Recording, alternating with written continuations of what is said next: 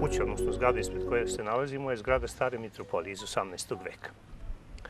Naime, da bi se shvatilo značaj mitropolije, šta je uopšte mitropolija, treba reći da je ovde u Starom Rasu još u prednemanjičkom periodu bilo sedište u Petrovoj crkvi stare Raške episkopije. To je veoma stara episkopija pravoslavne crkve.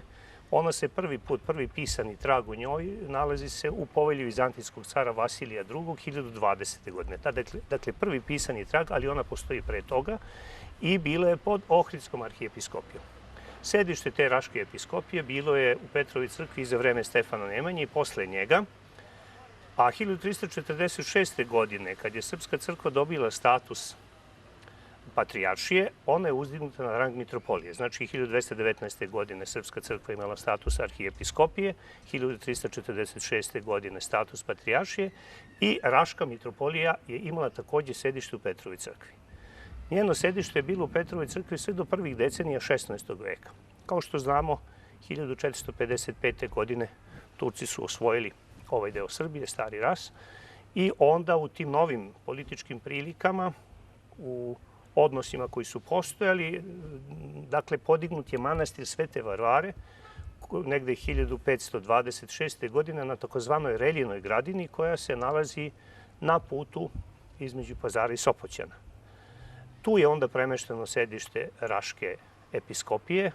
Taj manastir je podigao Simeon I, episkop Raški, a kasnije ga nasledio drugi ktitor tog manastira, neki episkop Silvester, koji je takođe stolovao tu kao Raški episkop.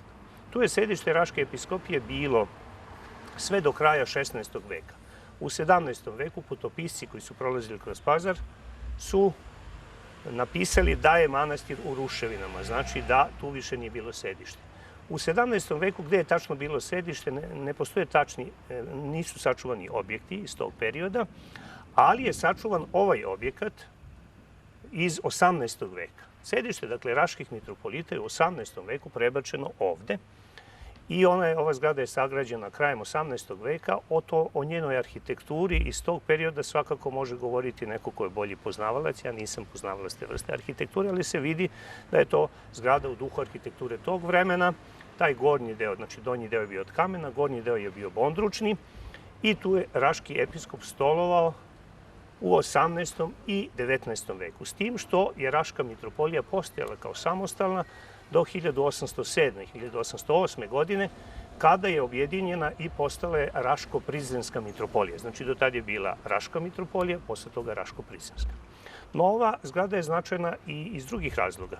Ovde je krajem 19. veka bila Srpska ženska škola. Od 1885. do 1903. godine je ta škola ovde radila, a od 1903. do 1912. bila je mešovita škola.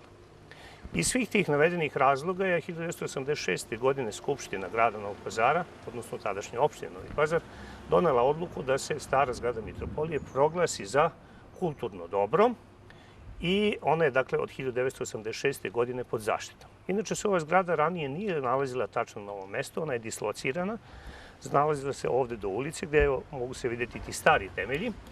Republički zavod za zaštitu spomenika kulture, zato što je ovo spomenik od velikog značaja, kasnije je proglašen za spomenik od izuzetnog značaja, je odlučio da izvrši rekonstrukciju, ali da dislocira zgradu da bi ona bila i bolje vidljiva i pregledna i da bi se manje oštećivala tu do ulice zbog saobraćaja koji postoje. Tako je, dakle, krajem 80-ih, odmah posle tog proglašenja 1986. godine, krajem 80-ih, početkom 90-ih godina prošlog veka, zgrada rekonstruisana i krajem 1995. godine je predata na korišćenje crkvenoj opštini, jer praktično ovo zemljište i ta zgrada pripada crkvenoj opštini, ali je sredstvima Ministarstva kulture i ostalih institucija i lokalnih i širih državnih, društvenih, zgrada rekonstruisana. Tako da ona je sad tu jedan izuzetan primerak, jedan od retko sačuvanih objekata tog tipa arhitekture iz tog perioda, s kraja 18. veka, i trenutno u njoj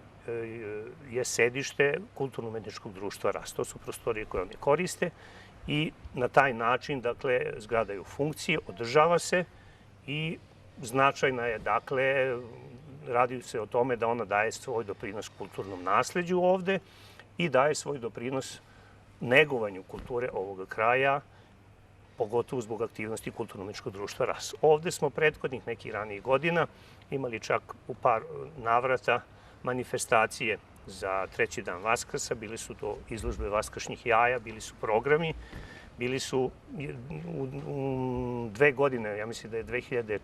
ili 2006.